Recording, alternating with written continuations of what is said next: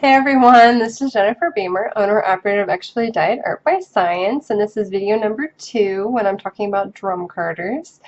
And I was just reviewing the last video, and I can't believe the hand motions I was making. I'm so sorry. Oh my gosh, it even made me blush, and it's hard to make me blush. Anyway, let's get into it. So, the next thing in our discussion about drum carters, this is going to be point number 3, is the tools, or are the tools. So basically what needs to come with your drum carter.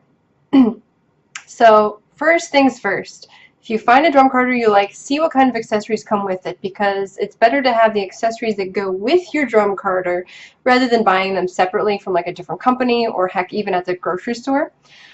Because I can't stress how many times I've found it useful to have the tools that you need for the things that you need, and even if it is the tools for the tool that you like to use. So the drum carter is the tool that I use, but it also has tools that come with it. So much nesting here. So with my drum carter, I had the attachment. This is called a Burnisher, and I'll be able to show you a much better image of this in the next video. But basically what it does is it slightly presses down on the Swift as the fiber is being fed onto it, so that you pack in a little bit more fiber, because you're adding in a lot of air, but it also makes it very poofy, and especially with a fine-toothed drum carter like I have, it's a 90/120 TPI. The fiber tends to just sit on top, so this allows it to, you know, get packed in there a little bit more, and then you make bats that are a little bit more significant to deal with. And this actually comes with some tools, but I didn't get them at the same time because this was a Christmas present, so I didn't really include those in there. But what I did have to clean my drum carter was a dog brush. I have 2 of these. I bought these when I wanted to card up some merino that's slightly felted. I made it into some yarn that I ended up never selling, which is a good thing. But I was going to sell it as sort of like a rope yarn, which would have been cool, but whatever. This actually does a pretty good job, like flicking open some locks for spinning or carding. Not so much with the cleaning. It takes me forever to clean my drum carter. And this is where I'm going to say, do as I say, not as I do. Because these are just terrible for the drum carter. Not in terms of like ruining it, but it just takes forever to clean off my drum carter with this. This is not the tool that you need. However, if you are looking at your drum carter, look at the accessories, what you will want is a Doffer brush or a cleaning brush. Sometimes they call them a cleaning brush, but oftentimes they call it a Doffer brush. That is going to be the perfect tool to get the fibers that have sort of like accumulated both on the Swift and the liquor a lot easier and a lot better than this. I just waste my time most of the time with this. I have to use like a variety of different tools to get it to come off, and sometimes I'm just like, whatever, it's fine, it'll all get incorporated. So yeah, get the Doffer tool that comes with your drum carter. The other tool that most people have with their drum carters is what's called an owl. A-W-L, not O, not looking for any hooters here. Owl, okay? And it's basically a metal stick that has a slightly rounded point on one end and then a wooden handle on the other. So, do as I say, not as I do. Do not, I repeat, do not use a knitting needle to remove your bats. Along the top of your Swift, there's going to be a groove. It's usually a metal groove. And what you're going to do is you're going to stick that owl straight down, and it's going to lift up the fiber from the drum carter so you can remove it as a bat. So it's like one big flat piece, right? Otherwise, how are you going to get it off, right? So I don't know if you can really tell, but can you see how bent this thing is? Even if I like try to hold it steady and just twist it, it's actually really that bent.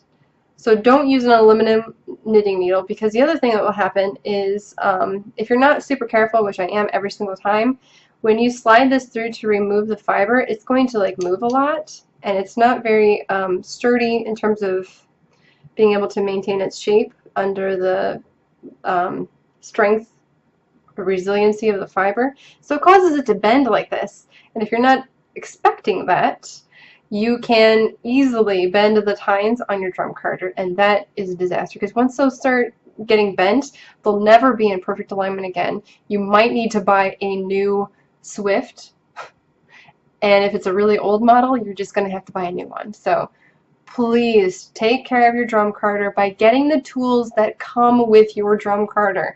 It doesn't matter if they're sold separately, it's totally worth buying it together as a package.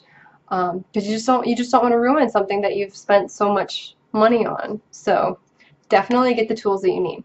And the last tool, which I don't actually have with me because I don't have it, look to see if your drum carder company also has the ability to change out the Swift.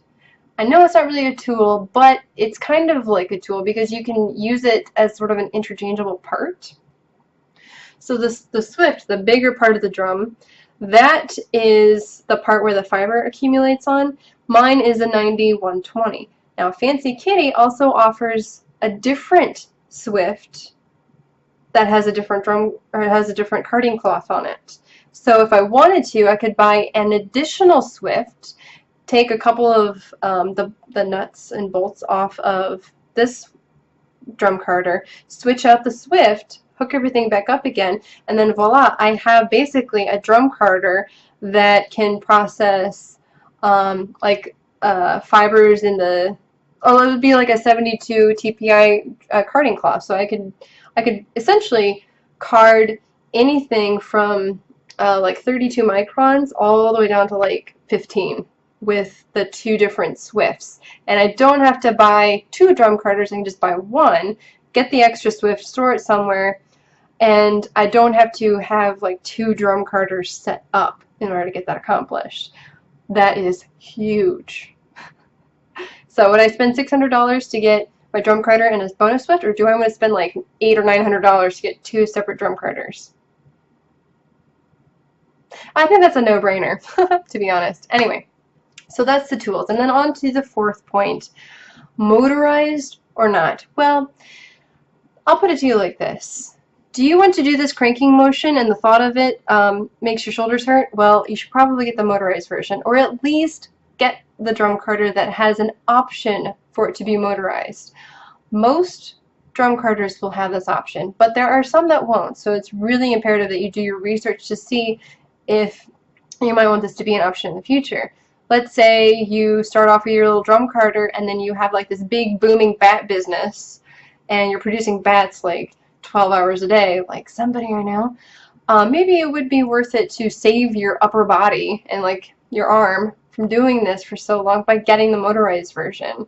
And you know, there's speeds and there's all kinds of great things that you could research about motorized versions. You know, if you're in that position to look into it, but also bear in mind it's usually kind of pricey. I don't really know the conversion kit prices for each brand, but they generally range around $600 extra to like $1,500 extra, depending on the drum carder itself. Some of the bigger, more expensive ones will have a more expensive conversion kit, but it's not always the case, so really just do your research. And then we're going to talk briefly about ratios.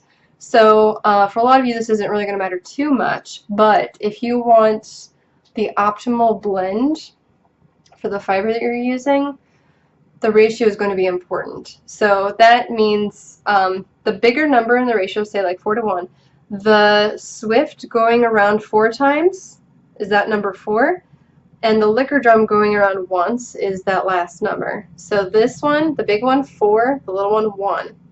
So you want the fibers to go in at a certain rate depending on the fiber. Generally speaking, for really fine fibers, you want the fiber to accumulate slowly onto the big drum.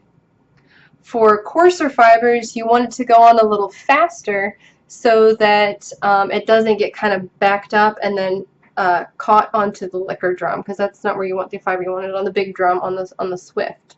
So I think mine is a 4:1.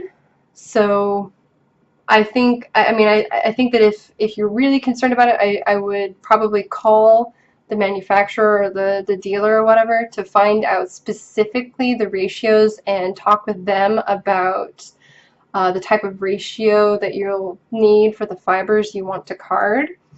But for most of the drum carders I've seen available, it's usually like a 4-to-1 or a 5-to-1 for most carders. However, I've also seen like the Pat Green, the one that Deb Menz uses. And I can't remember what it's called, but it's like the blending drum carder that she really likes to use, because Deb Menz is like the genius behind combining colors.